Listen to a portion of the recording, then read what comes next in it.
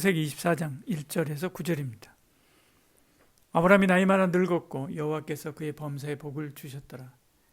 아브라함이 자기 집 모든 소유를 맡은 늙은 종에게 이르되 청컨대 내 손을 내 환도뼈 밑에 넣어라. 내가 너로 하늘의 하나님 땅의 하나님이신 여호와를 가리켜 맹세하게 하노니 너는 나의 거하는 이 지방 가나안 족속의 딸 중에서 내 아들을 위하여 아내를 택하지 말고 내 고향 내 족속에게로 가서 내 아들 이삭을 위하여 아내를 택하라. 종이 가로되 여자가 나를 쫓아 이 땅으로 오고자 아니하거든 내가 주인의 아들을 주인의 나오신 땅으로 인도하여 돌아가리이까. 아브라함이 그에게 이르되 삼가 내 아들을 그리로 데리고 돌아가지 말라. 하늘의 하나님 여호와께서 나를 내 아버지의 집과 내 본토에서 떠나게 하시고 내게 말씀하시며 내게 맹세하여 이르시기를 이 땅을 내 씨에게 주리라 하셨으니 그가 그 사자를 내 앞서 보내실지라. 내가 거기서 내 아들을 위하여 아내를 택할지니라. 만일 여자가 너를 쫓아오고자 아니하면 나의 이 맹세가 너와 상관없나니 오직 내 아들을 데리고 그리로 가지 말지니라. 종이 이에 주인 아브라함의 환도뼈 아래 손을 넣고 이 일에 대하여 그에게 맹세하였더라. 아멘. 창세기 24장은 이삭의 결혼이 나옵니다. 1절에 아브라함이 늙었다라고 하는 말로 시작되지요. 아브라함이 나이 많아 늙었고 여호와께서 그의 범사에 복을 주셨더라라고 말씀합니다. 아브라함도 늙습니다. 75세의 새 인생의 모험을 시작할 만큼 용기 있는 사람이었습니다. 80의 나이에도 종들과 전쟁터에 뛰어들 만큼 그의 생각은 젊고 또 패기가 있었습니다. 그러나 그런 그도 늙습니다. 젊다와 늙다의 단어가 같은 품사일 것 같이 생각되지만 사실은 다릅니다. 젊다는 형용사이고 늙다는 동사입니다. 젊어질 수 없기 때문에 그렇지요. 젊은 것은 그 모습을 형용할 뿐입니다. 그러나 늙은 것은 언제나 진행이지요. 우리는 항상 늙어가고 있습니다. 어제보다 오늘 하루 더 늙고 1시간 전보다 1시간 더 늙어가는 것이지요. 근데 사람들은 날마다 젊어지려고 합니다. 젊어지는 것은 애초부터 불가능한 일이지요. 그러므로 나이답게 나이 드는 쪽을 선택하는 것이 현명합니다. 그러면 어떻게 해야 아름답게 나이 들까? 답게 사는 거죠. 10대는 10대답게, 20대는 젊은이답게, 장년은 장년답게, 어른답게 사는 것입니다. 사람은 사람답게, 성도는 성도답게 천국을 바라고 사모하며 살아야 합니다. 과거의 꽃다운 시절로 돌아갈 수 없지만 미래의 꽃다운 삶을 살 천국에 갈 수 있기 때문에 그렇죠. 우리는 여기서 영원히 살 것이 아니라 결국 거기 하나님께로 갈 것입니다. 나이 먹은 아브라함에게 하나님께서 복을 주셨다라고 말씀하죠. 1절에 후반절에 그의 범사에 복을 주셨더라 말씀하고 있는 것을 봅니다. 하나님은 아브라함에게 노년의 복을 주셨습니다. 범사의 복을 주셨다라고 말씀하죠.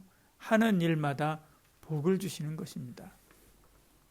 모든 일에 복을 주신 것입니다. 하나님은 냉수 한 그릇도 잊지 않고 갚아주시는 하나님이시지요. 그가 그동안 믿음의 훈련을 단단히 받고 하나님 앞에 충성된 삶을 살았기 때문에 허락하신 노년의 복입니다. 그렇다면 그가 한 것이 뭡니까? 방주를 지었습니까? 다니엘처럼 순교적 투쟁을 했습니까?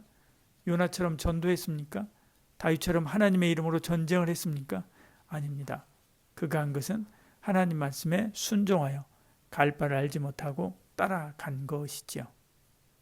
가는 곳마다 생명을 다해서 예배합니다.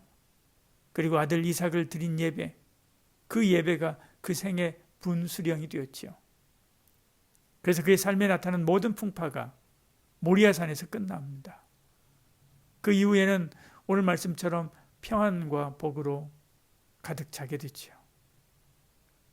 하나님은 우리가 대단한 일을 하는 사람이기보다는 믿음으로 살고 믿음으로 예배하는 것을 바라십니다.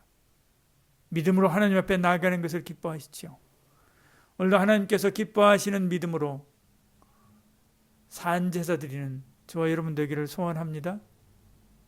코로나 때문에 모두가 다 긴장하고 어려운 시기입니다. 또다시 코로나가 창궐해서 힘든 시기에 있지만 예배자로서의 본 자세를 그리고 본 예배자로서의 태도를 잊지 마시길 바랍니다. 내일 주일인데요.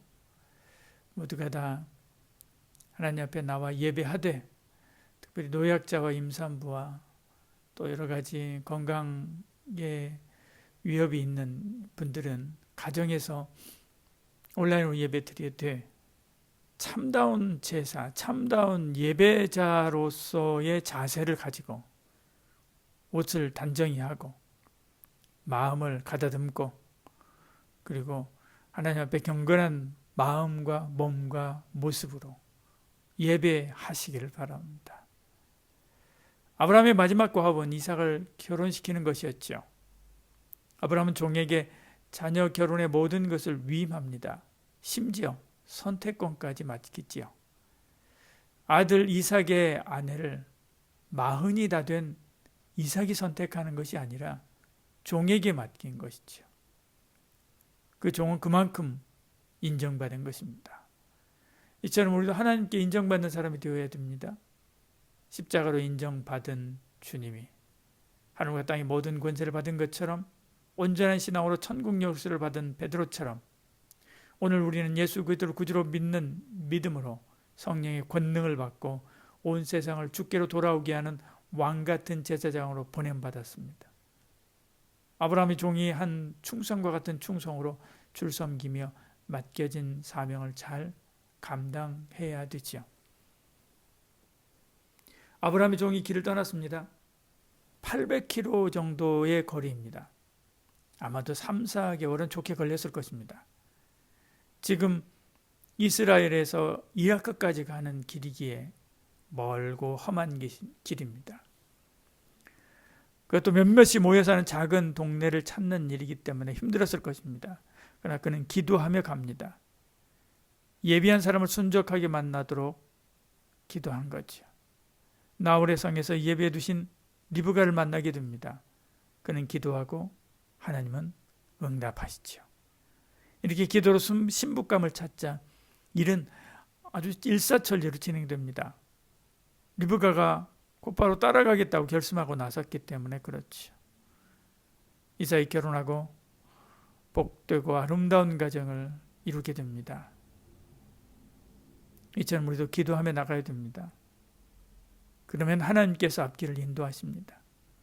하나님께서 예비한 사람을 만나게 합니다.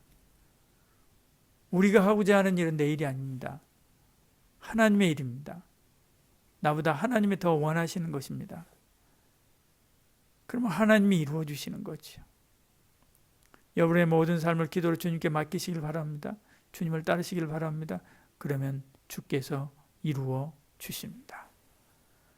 오늘도 부르짖어 기도하기를 원합니다. 이 나라의 민족을 위해서, 교회를 위해서, 연약한 우리 성도들을 위해서, 저와 여러분의 여러 가지 문제들을 위해서 하나님 앞에 부르짖어 기도하며 나아갈 때 하나님께서 들어주실 줄 믿습니다. 하나님께서 예비한 길을 열어주실 줄 믿습니다. 하나님께서 우리를 복되게 하여 주시고 형통케 하여 주실 줄 믿습니다.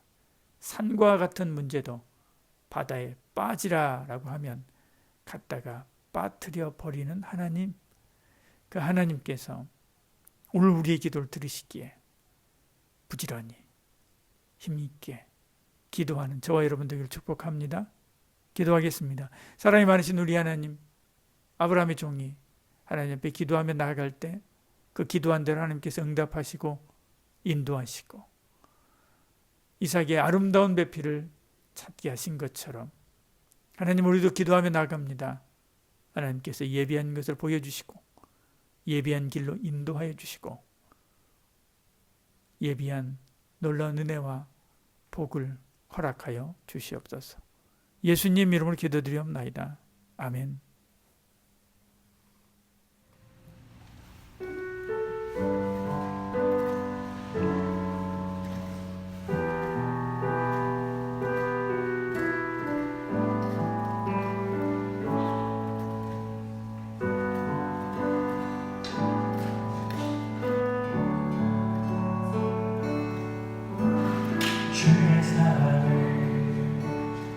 주의 선하심을